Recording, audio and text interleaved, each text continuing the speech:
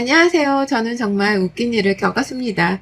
웃긴 일이라고 표현하는 게 맞는지 모르겠지만 다시 곱씹어서 생각을 해봐도 두 번 다시 겪고 싶지도 않을 팔자에도 없을 고생을 했던 그 시간들을 한번 공유해볼까 해요. 유튜브 사연을 올리는 게 처음이라서 조금 정신없이 시작하더라도 양해 부탁드리겠습니다. 저랑 남편은 동갑내기 부부예요. 원래는 친구 사이였고 중학생 때부터 한 동네에서 나고 자라면서 알던 사이였죠. 같은 학교 학원을 다니며 늘 제 곁에서 소꿉 친구처럼 곁을 지켜주던 친구였습니다. 그러다 고등학교 진학을 하면서부터 저희 가족이 이사를 했고 서서히 멀어졌어요. 연락만 간간히 하던 중 취업을 하고 사회에 나와 다시 만나게 되었죠. 자주 못 봤던 사이라고 해도 너무 어릴 적부터 교감이 많았던 친구라서 그런지 어색함이 하나 없이 참 편했던 사이였습니다. 그랬던 친구와 연인이 되었을 때 주변 지인들은 모두 쇼킹했죠. 어쩌면 둘 다 친구를 가장한 이성의 마음이 있었던 걸지도 모르겠어요. 하나부터 열까지 모르는 것도 없었고 서로의 가정사, 아픔, 슬픔, 기쁨까지 모든 감정과 사연들을 다 공유하던 사이였습니다. 그래서일까요? 남편과의 연애는 그 어떤 연애와도 비교할 수 없을 정도로 안정적이고 편하고 설레이면서 행복했습니다. 특별한 걸 하지 않아도 색다른 기분을 느낄 수 있었고 기분이 너무 좋았어요. 저는 위에 오빠가 둘이나 있지만 반대로 남편은 외동아들의 할아버지와 단둘이 살기에 늘 북적이는 저희 집을 부러워했습니다. 반대로 전 조용한 남편네 집을 부러워했죠. 오빠와 둘이면 든든하겠다 싶겠지만 전혀요. 현실 남매였던 저희 집은 오빠 둘도 서로 엄청 싸웠지만 저까지 포함해서 셋이 지지고 볶고 무진장 싸우며 살았습니다. 서로 나이차도 얼마 안 나기 때문에 거의 뭐 심심하면 싸웠던 것 같아요. 그래서 전 늘 다짐했던 게 추후에 결혼을 하면 딱 외동으로 낳거나 돌만 낳아서 잘 키우자 싶었습니다. 반대로 또 남편은 능력껏 정해두지 말고 잘 낳아서 키워보자는 주의였죠. 저희 부모님은 맞벌이로 늘 바쁘셔서 집에 안 계셨고 시부는 외동아들을 키우셨지만 과묵하지도 않으신 그저 따뜻한 아버지셨습니다. 엄마 못지않게 다정하셨고 음식도 어찌나 잘하시는지 어릴 적 저희 집이 아닌 남편네 집에 가서 밥을 얻어먹곤 했으니 말이죠. 그래서 저희가 연애를 한다고 했을 때 시부는 너무 반가워하셨고 축하를 해주셨습니다. 저희 부모님은 남편의 존재를 잘 모르셨지만 시부는 절 기억하셨죠. 어려서부터 자주 만났으니 말이죠. 그렇게 연이 이어져 결혼까지 하게 되었습니다. 결혼 후 잘 살고 있었어요. 문제랄 것도 딱히 없었습니다. 그런데 홀로 계신 시부가 저도 마음이 쓰였는데 남편은 오죽했을까요? 그토록 따뜻하고 다정하신 아빠께서 홀로 계시는데 말이죠. 내내 마음이 쓰여 자주 찾아가고 놀러가곤 했었습니다. 그러던 중 시부가 고혈압에 당뇨 진단까지 받고 디스크까지 오면서 몸이 전체적으로 너무 힘든 상태가 되셨어요. 거동이 어렵거나 그 정도는 아니지만 홀로 계시기엔 저희가 걱정되더라고요. 또 워낙에 잘해주셨기에 아무래도 학과를 해서 함께 사는 게 좋겠다 싶어서 어려운 결정이지만 저희 집에 모시고 오게 되었습니다. 처음에 저희 집에 함께 살자고 제안을 했을 때 시부가 싫다고 하셨죠. 아버님, 저희가 생각을 해봤는데요. 저희 집이 작은 것도 아니고 아버님 혼자 계시기도 적적하고 건강도 그렇고 겸사겸사 이참에 저희 집에서 함께 사시는 게 좋을 것 같은데 어떠세요? 아유, 그게 뭔 소리냐. 다 늙은 시애비를 뭐하러 모시고 살아. 발자에도 없는 고생을 뭐하러 하려고 해. 마음만으로도 충분하니까 걱정 말아라. 내가 밥을 혼자 못해 먹는 것도 아니고 마누라 없이 산 세월이 훨씬 긴데 뭔 걱정이야. 니들만 잘 살면 그게 효도야. 아니에요. 아버님이 이렇게 따로 계시는 것 자체가 하루도 마음이 편치 않아서 그러니까 아버님 저희랑 같이 살아요. 그래 아빠 같이 살자. 아빠 말대로 시어른 모시고 사는 게 쉬운 건 아니지만 이 사람이 먼저 그러자고 한 거니까 이 사람 의견도 존중해줘야지. 네, 진짜 제가 먼저 그러자고 한 거예요. 아버님, 저희 이제 아기도 낳으면 봐주고 맛있는 것도 해주세요. 내가 다 늙어서 자식 새끼랑 며느리 고생까지 시키고 참 면목이 없네. 그런 말이 어딨어요, 아버님. 절대 그런 거 아니니까 그런 말씀 하지 마세요. 그렇게 아버님과 합가를 하게 되었습니다. 아버님과 합가를 하는 동시에 또 제가 임신을 했어요. 겹경설하며 축하 파티도 가족끼리 가볍게 했고, 아버님께서는 임신한 채 일 다니는 며느리가 안쓰럽고 미안했는지 하지 말라고 아무리 말씀을 드려도 집안일에 저녁까지 늘 차려주셨습니다. 사실 저희 친정엄마보다 더 음식을 잘하실 정도로 솜씨는 보통이 아니셨죠. 아버님은 꽃무늬 앞치마를 두르시고 퇴근하는 저희를 반겨주셨고 푸짐하게 항상 차려두셨는데 그게 참 사람 사는 것 같고 좋았습니다. 오손도손 하루 일과를 서로 털어놓으며 대화를 하면서 저녁 식사를 하는 그 시간이 가장 행복하다는 아버님을 보며 저 역시 행복을 느꼈어요. 솔직히 합가를 하고 불편한 건 딱 하나 말고는 없었습니다. 옷차림에 신경 써야 하는 부분 정도 말고는 아예 없었어요. 더 정확히 말하면 제가 더 편해졌죠. 집안 살림을 다 해주시고 반찬거리도 늘 만들어주시고 하니 제가 할 게 없었습니다. 그래서 죄송하고 감사한 마음에 용돈을 드려도 절대 받지 않으셨어요.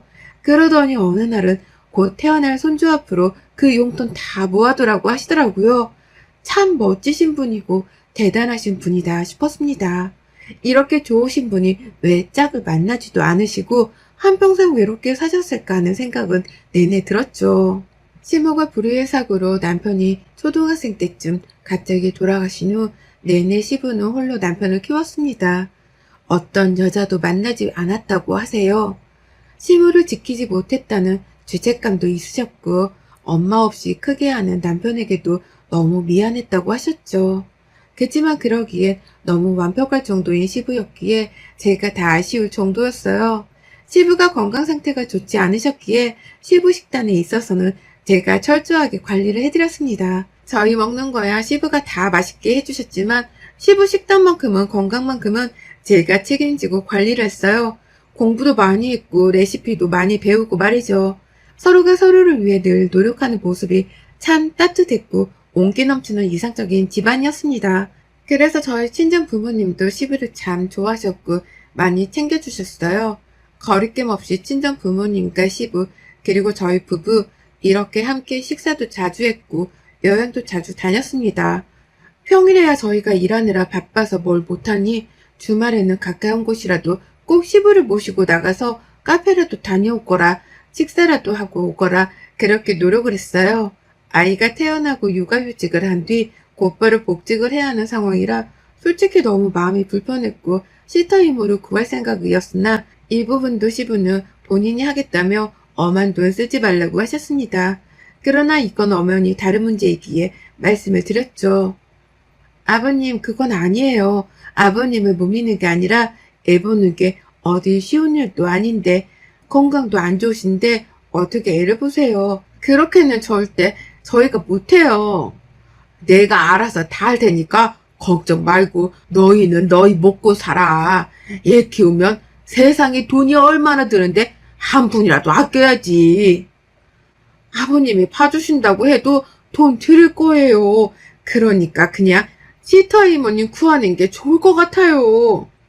나한테 돈 줘라. 그러면 그 돈 그대로 우리 미나한테 줄 거니까. 시부는 완강하셨습니다. 그런데 함께 육아휴직 내내 아이를 같이 봐주시는 시부의 모습을 보니 너무 능숙해서 깜짝 놀랐어요. 어쩌면 저보다 더 능숙하셨죠. 결국 시부에게 돈을 드리고 아이를 맡기기로 결정했습니다. 대신 힘들거나 하시면 꼭 말씀해 주시라고 신신당부를 했어요. 아버님은 거의 슈퍼맨 수준으로 아이를 보면서 집안일까지 하셨는데 대체 어떻게 이런 분이 다 계실까 싶을 정도였고 저희 친정엄마께서도 그러셨죠. 연주 너 니네 시아버지한테 정말 잘해. 그런 분이 요즘 세상에 어디 계시냐? 엄마가 이번에 한우 또 보냈으니까 맛있게 구워드리고 병원도 자주자주 같이 가드려. 건강은 늘 체크해야 해. 그치? 내가 완전 복 받은 거지 뭐. 그래, 시댁 로또 맞은 거지 너. 오죽하면 친정 엄마께서 로또 시댁이라고 부를 정도였습니다. 그러던 어느 날 시부 디스크가 너무 심해지셨고 도저히 이대로는 아이를 낳는 건 무리라고 판단했어요. 시부는 괜찮다고 고집 부리셨지만 저희 부부는 절대 안 된다고 생각했죠. 시터 이모님을 구하려 했으나 쉽지도 않았고 결국 제가 퇴사를 결정했습니다. 갑자기 전업주부가 되었고 육아만 하려다 보니 조금 갑갑하긴 했지만 아이를 온전히 볼 수 있다는 것에 행복하기도 했어요. 시부와 함께 아이를 보니 조금 더 수월했고 시부와 시간을 많이 보내니 더 좋아하셨습니다. 내내 집에서만 계시던 시부였는데 어느 날부터인가 친구를 만난다며 외출을 많이 하셨고 처음에는 적극적으로 코디까지 해드리며 놀다 오시라 했죠. 그런데 만취해서 오실 때도 있고 생전 그러신 적이 없는데 외박도 하시고 뭔가 많이 변하셨습니다. 속이 떠 왔던 게 친구가 아무래도 여자가 생겼구나 싶었어요. 그래서 실적 시부를 떠봤는데 절대 아니라며 강한 부정을 하셨죠. 강한 부정을 하시니 오히려 더 수상했습니다. 여자분이 생겼다는 걸 확신했고 쑥스러워 말씀을 못하실 수도 있다고 생각해서 그 뒤로는 캐묻거나 하지 않고 잘 다녀오시라고 말씀드리고 별말을 하지 않았어요. 어느 날은 주말에 친구분과 여행을 가기로 했다며 부랴부랴 나가셨는데 저희도 마침 장보러 나가려던 참이라 근처까지 태워다 드린다고 했더니 손사래를 치셨죠. 저희가 장보러 나가는 줄은 모르셨고 그냥 나간다고만 알고 있던 시부를 마트에서 우연히 딱 마주쳤네요. 옆에 팔짱 끼고 있는 여자분과 말이죠. 뒷모습을 보고 남편과 함께 한박 웃음을 지으며 대박을 외치며 말했어요. 대박! 아버님 맞죠? 거봐, 여자 생겼다고 했지 내가? 와, 진짜네? 아니 근데 좀 젊은 것 같은데? 그렇게 꾸미셔서 그렇겠지? 모른 척 하고 있다가 말씀해 주시면 축하해드리자. 그래 그래. 그런데 뒤를 딱 돌아보는 시부와 그 옆에 팔짱 낀 여자를 보고 남편과 저는 사색이 되고야 말았죠. 옆에 있는 여자는 아무리 높게 봐도 정말 아무리 동안이라 해도 저랑 나이차가 얼마나 보이지 않았습니다. 연하 정도가 아니라 대체 이게 무슨 일인가 싶었죠.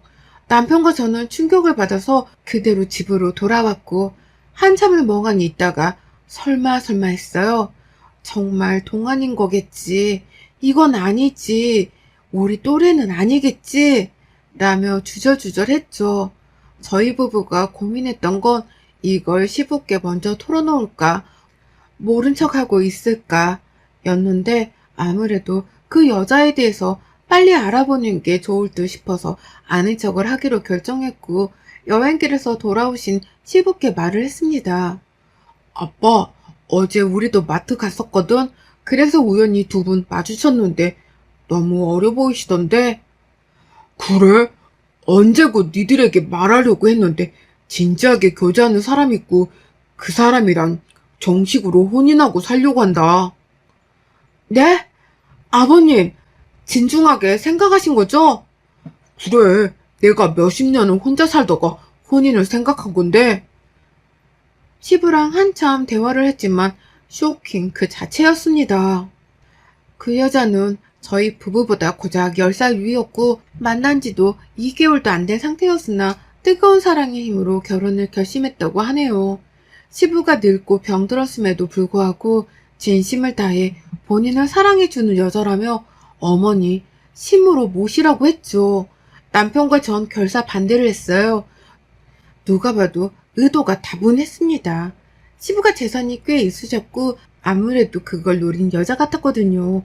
한참을 반대했으나 이미 그 여자에게 홀딱 빠진 시부를 막을 길은 없었고 심지어는 그 여자가 남편까지 구워 삶아서는 남편도 제게 시부의 행복을 위해선 저희가 나설 게 아니라며 잠잡고 있자는 말을 했죠. 결국 선택권이라고는 없는 제 의견은 묵살되었고 저 둘은 진짜 부부가 되었습니다. 단 남편의 조건은 허락은 하되 혼인신고는 반년 후에 하는 조건이었고 시부는 허락을 해주셨죠.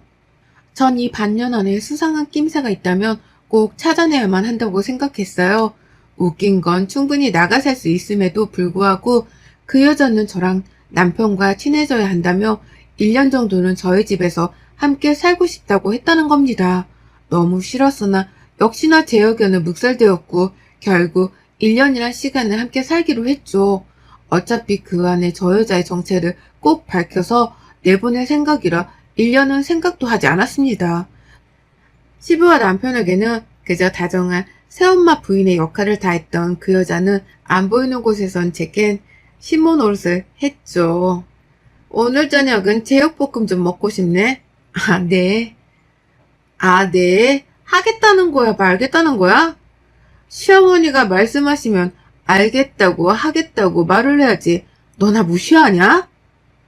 왜? 내가 너보다 고작 10살밖에 안 많은데 시문으로 다니 짜증나? 어쩌니? 그럼 네 팔자인걸 경고하는데 똑바로 해?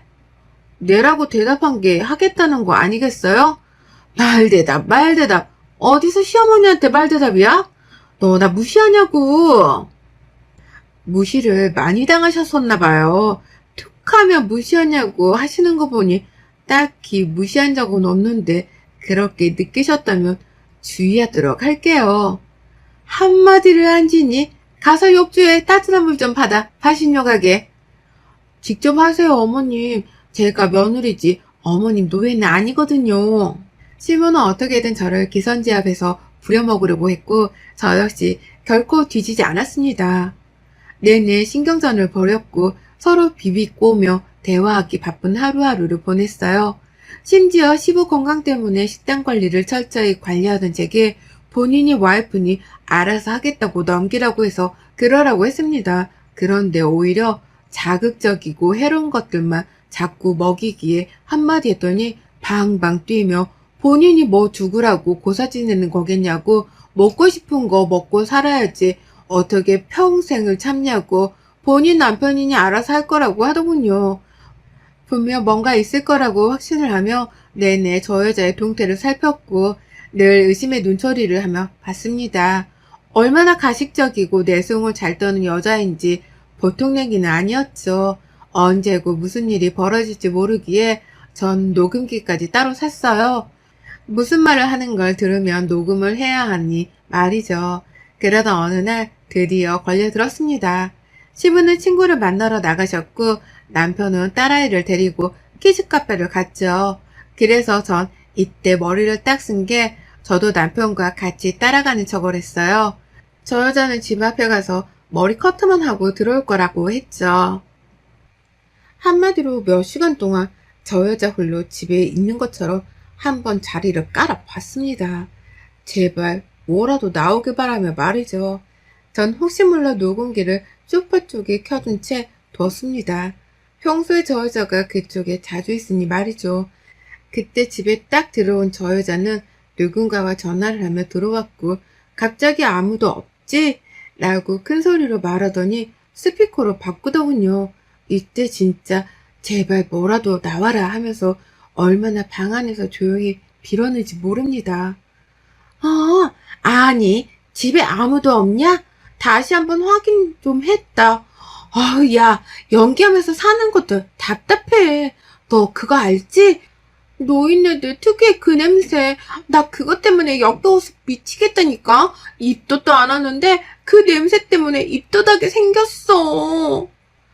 너도 대단하다 진짜. 근데 재산이 많은 건 확실한 거야? 빈 깡통이면 어쩌려고 그러냐? 너 나 몰라? 나 차수정이야. 다 철저하게 조사했고 심지어 뱃속에 애기가 누구야? 아들이잖아. 아들. 바로 부동산부터 야금야금 빼먹고 버려야지. 며느리년이 교통년이 아니어서 올해는 못 잊고 애 낳고 어느 정도 빼먹으면 버려야 될 것 같아. 아쉬운 게 어차피 건강도 별로라서 오래 못 살 것 같은데 딱 저 며느리년만 아니면 몇 년 딱 비비고 있으면 평생 돈 걱정은 없을 건데 그게 좀 아쉽긴 해. 아니 근데 걸리면 어쩌려고 그래? 걸리긴 개뿔? 어린애들 생긴 거 매일 바뀌는데 지들이 알 게 뭐야? 걘 완전 헤어진 거고 그 새끼 얘기 하지도 마. 완전 쫑이야 쫑. 놀라운 그 자체였고 드디어 본색이 뭔지를 알아냈고 증거까지 찾았죠. 전 한참 후에야 자고 일어난 척하고 방에서 나갔고 시문은 깜짝 놀랐지만 왜요? 라고 하며 태어난 척 연기를 했습니다. 그리고 시부에게 따로 찾아가 녹음기를 들려주며 사실을 말했고 재산이고 돈이고 절대 한 푼도 주지 말라고 했죠. 남편에게도 일러뒀습니다. 당장이고 쫓아낼 수야 있었지만 그럼 시원하지 않잖아요. 그래서 좋아하는 돈 마음껏 쓰게 했어요. 다른 남자애를 갖고 시부 재산까지 노리는 파렴치한 더러운 저 여자를 최악의 거짓골로 내쫓기로 했죠. 조용히 기다리니 임신했다며 축하를 원했고 모두 연기하며 축하를 해줬습니다. 그러니 슬슬 시부에게 태어날 아기를 위해 뭘 해달라 요구를 하기 시작했고 시부는 그래라 당신 카드 있지 않냐고 다 사라고 마음껏 그렇게 말했죠. 그러자 그 여자는 본인 앞으로 사실 빚이 있는데 이것도 좀 부탁할 수 있냐고 하더군요. 그래서 그렇게 하자고도 했다고 합니다. 왠지 이렇게 말하면 대출을 더 받을 것 같았거든요. 역시인 게 그 여자는 최대한으로 대출을 정말 다 받아서 사치란 사치는 다 부리고 다녔고 카드 역시 쓸 수 있는 만큼 쓰고 다녔죠. 그렇게 딱 한 달 뒤 카드값 대출이자를 내야 하니 시부에게 돈을 달라 했고 그때 앉혀서 녹음기를 들려주고 제가 말했어요. 어디서 거지 같은 더러운 게 굴러 들어와서는 너 사람 잘못 봤어. 네 그 정도 수준으로 감히 우리 집안을 상대하려고 했어? 웃기고 자빠졌네? 어쩌냐? 네 태어날 애는 애비도 없고 돈도 없고 빚만 있는 애미만 있어서 불쌍해라. 우리 아버님이 어떤 분이신데 감히 너 따위가 있잖아. 상대할 가치도 없으니 좀 꺼져줄래 우리 집에서? 네 집은 저기 다 싸놨어. 참, 당신 친정집으로 고소장 날아갈 거니까 다 늙으신 노인네들 기함하기 전에 얼른 뛰어가서 막아. 여보, 그래요. 내가 불손한 의도였던 건 사실이지만 나 당신 사랑한 거 정말 진심이었어요. 제발 어떻게 우리가 헤어져요. 네? 영원하기로 했잖아요, 여보. 내가 혈압 오를까봐 겨우겨우 참고 있는데 내 한평생의 가장 큰 수치이니 당장 내 앞에서 사라져. 마음 같아선 뺨이라도 한 대 치고 싶은 거 겨우 참고 있으니. 그렇게 그 여자는 남편 손에 이끌려 쫓겨났습니다. 이후 시부는 저희에게 부끄럽고 너무 미안했다며 면목이 없다고 정말 힘겨워하셨어요. 그런 모습에 오히려 저희가 더 마음이 쓰렸죠. 이건 아버님 잘못이 아니고 충분히 그럴 수 있는 거니 너무 마음 쓰지 말자고 살다 보면 다 그럴 수 있는 거 아니겠냐고 훌훌 털자고 말씀드렸습니다. 그리고 아버님은 바로 본인 앞으로 남은 재산 전부를 저와 남편에게 공동으로 딱 반반 나눠주셨어요. 본인이 쓸 생활비를 제외하고 말이죠. 시간이 지나고 현재는 다시 예전처럼 잘 살고 있어요. 가끔 그 여잔 지금이 어떻게 살고 있을까 문득 생각이 드는데 혹여나 어떤 남자에게 또 기생하지 않을까 피해가 있는 건 아닐까 싶은 우려가 들기도 하지만 법적으로 혼내줬으니 저희로선 최선을 다해 복수를 해줬다 생각합니다. 여러분의 생각은 댓글로 남겨주세요. 오늘도 시청해주셔서 정말 감사합니다.